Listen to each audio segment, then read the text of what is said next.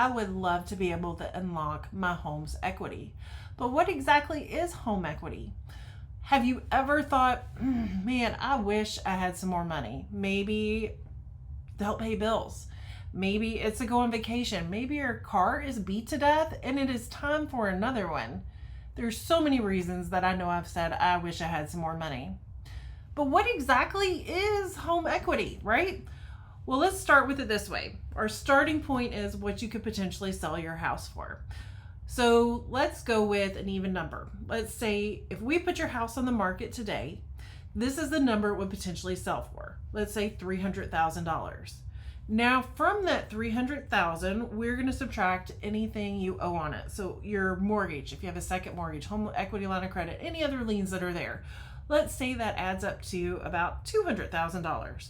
So we're going to take our $300,000 minus the $200,000, and that leaves us with another $100,000. That $100,000 is your home's equity. So it could just sit there, right? Or we could do something with it. Here's a fun fact about the amount of equity people have in their homes right now. 38% of homeowners are mortgage free. So that $300,000 is a full $300,000. And then of the remaining, so that's a third of homeowners, more than a third of homeowners are debt free on their house. Of that remaining 77%, yes, 77% have 50% or more equity in their house. 50%, right? So there's a lot of people that have money just sitting there. Well, maybe we decide just to let that money sit there. Like it'll stay as we pay down the mortgage. It'll increase as our house appreciates, which is typically at about a 4% over time.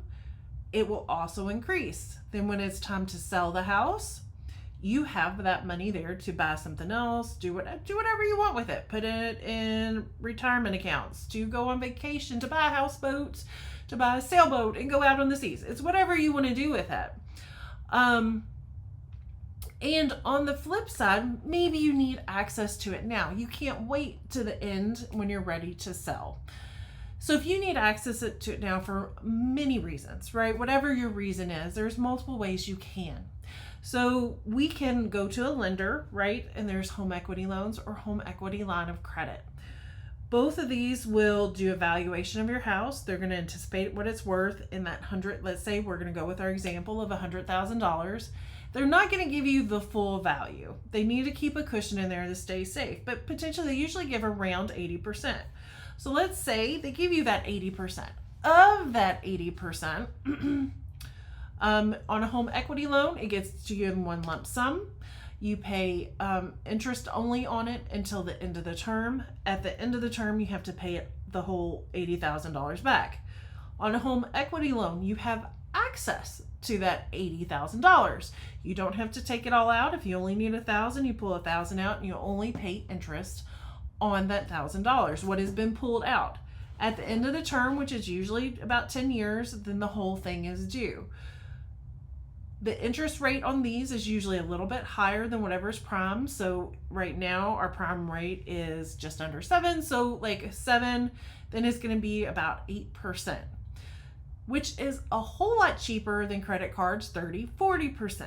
So if you think you can change your habits, right, so that you're not continuing to accumulate debt, but you can consolidate, get things lower, tear up your credit cards, right, so that pattern doesn't continue, you can potentially get things paid off faster. Or maybe that car and the interest rate is better. Whatever you want to use it for or not use it for. So going to a lender is one way to access that money. But maybe there's a different use for that money. Maybe it's potentially a way to make more money. So one way is maybe use that as a down payment on an investment property. There's a thought. So usually on investment properties, you have to put 20% down. You could do a flip where you go in, buy it at a good price, go in, put some money in it, fix it up, get it in better shape, and potentially sell it for a lot more money and hopefully make some money in the process. Or maybe you like the long game a little bit better and you want to do a shorter long-term rental. Well, then now that money sits there, and you're going to have somebody else pay it back, right? Because they're going to make sure you're making enough to cover any mortgages you have on it, which is going to include your money on your 20% down. So now somebody is paying back your money and it's not coming directly out of your pocket. But maybe you're getting itchy in your house, right? Like life happens and things change. We have kids, we have babies, we relocate, we need to downsize, right? Like maybe everybody's kind of growing and moving away and starting their own lives, and now the house is really big. So with that, our house doesn't fit, and we're ready to look for a house that fits us a little bit better. Well, this is where you can also use the equity in your house. Maybe that interest rate is really low, and I hear this a lot.